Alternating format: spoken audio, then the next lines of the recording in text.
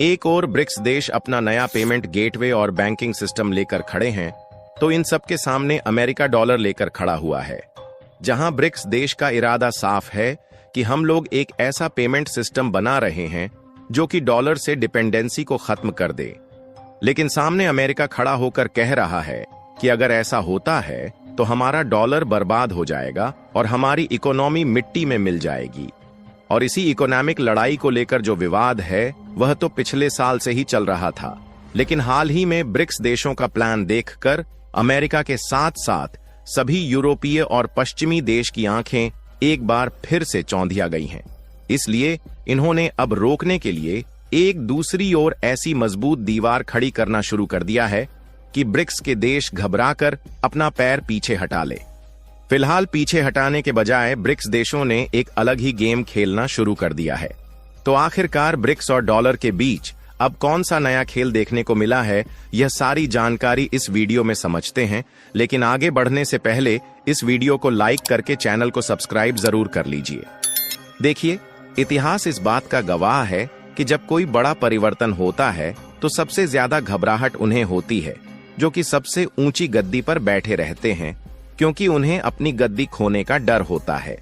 और ठीक ऐसा ही इस समय अमेरिका के साथ हो रहा है, क्योंकि जब वर्ल्ड लेवल पर देखा जाए तो अमेरिका दुनिया की सबसे बड़ी इकोनॉमी वाला देश है और उनके स्विफ्ट पेमेंट सिस्टम और डॉलर का दबदबा दुनिया भर में चलता है। लेकिन अब ब्रिक्स देश की बदलती नीति दुनिया के बैंकिंग सिस्टम को बदलने की शुरुआत कर चुकी है। तो ऐसे में अमेरिका ने वह सारे प्रयास करना शुरू कर दिए हैं जिससे ब्रिक्स देश के इस नए पेमेंट सिस्टम को रोका जा सके, जो कि डॉलर की बादशाहत खत्म करने वाला है। और क्योंकि अमेरिका इस मामले में पुराना खिलाड़ी है, तभी तो वह इस मुकाम पर है। तो जब सीधे उंगली से घी नहीं निकल रहा है तो उंगली को अब टेढ़ी कर चुका है। क्योंकि सबसे बड़ी खबर तो यह है कि अमेरिका के ट्रंप ने ब्रिक्स देशों पर 50% की टैरिफ लगाना शुरू कर दिया है। जी हां, ब्रिक्स देश के नए पेमेंट सिस्टम को आने से रोकने की सबसे बड़ी यही 50% की टैरिफ है, जिसे ब्रिक्स देश से अमेरिका में एक्सपोर्ट होने वाले प्रोडक्ट पर लगाया जा रहा है। और यहीं पर टैरिफ लगाने के मामले में अमेरिका के ट्रंप द्वारा उंगली को टेढ़ा किया जा रहा है, क्योंकि जब शुरुआत में ब्रिक्स देश की मीटिंग इस बार ब्राजील में होना शुरू हुई थी तो ट्रंप ने धमकी देते हुए क्या कहा था कि 10% की टैरिफ इनके द्वारा उन देशों पर लगाई जाएगी जो कि ब्रिक्स के साइड खड़े होंगे। यानी कि उनकी धमकी का मतलब साफ था कि ब्रिक्स देश कुछ भी एंटी अमेरिका न करें, और अगर अमेरिका के खिलाफ कुछ भी करते हैं तो उनके प्रोडक्ट पर 10% की एडिशनल टैरिफ लगाकर उन्हें अमेरिकी मार्केट में कमजोर कर दिया जाएगा। और 10% की टैरिफ कोई बहुत बड़ी बात उन सामानों के लिए नहीं होती जिनकी पहले से ही डिमांड बन गई हो, क्योंकि अगर कोई प्रोडक्ट ऑलरेडी डिमांड में है तो अगर वह 100 रुपए के बजाय 110 रुपए में भी मिलेगा तो उसे लोग खरीदेंगे ही। यही सोचकर सभी ब्रिक्स देशों ने मिलकर आपस में मीटिंग के दौरान ब्रिक्स पेमेंट गेटवे और नए बैंकिंग सिस्टम को लेकर बात आगे बढ़ाई। तो बात यहां तक पहुंच गई कि इस ब्रिक्स पेमेंट सिस्टम को यूपीआई से लैस किया जाएगा। यानी कि ब्रिक्स पेमेंट सिस्टम का यूपीआई से लैश होना मतलब कि सीधा सीधा इसका एक मोटा मुनाफा भारत के साथ आते रहना। जैसा कि आज अमेरिका स्विफ्ट पेमेंट सिस्टम के जरिए मुनाफा कमाता है, क्योंकि आज के समय एक दूसरे देशों के बीच जो भी ट्रांजैक्शन होता है वह अमेरिका के स्विफ्ट पेमेंट सिस्टम के जरिए होता है, जिसके लिए मनी ट्रांसफर के खातिर अमेरिका के इस पेमेंट गेटवे का इस्तेमाल करने के लिए एक चार्ज देना होता है, जो कि सीधा सीधा अमेरिका के जेब में जाता है। आप रिपोर्ट में साफ साफ देख सकते हैं कि इकोनॉमिक एक्सपर्ट तक यह बात कह रहे हैं कि ब्रिक्स की शानदार एंट्री ग्लोबल डी डॉलराइजेशन को तेजी के साथ बढ़ाएगी, जिससे डॉलर की साख खत्म हो जाएगी। इसीलिए यूएस के द्वारा ब्रिक्स पर टैरिफ इंपोज किया जा रहा है, क्योंकि अगर आज अमेरिका के स्विफ्ट पेमेंट सिस्टम का इतना दबदबा न बना होता तो डॉलर का यह वर्चस्व दुनिया भर में देखने को ना मिलता।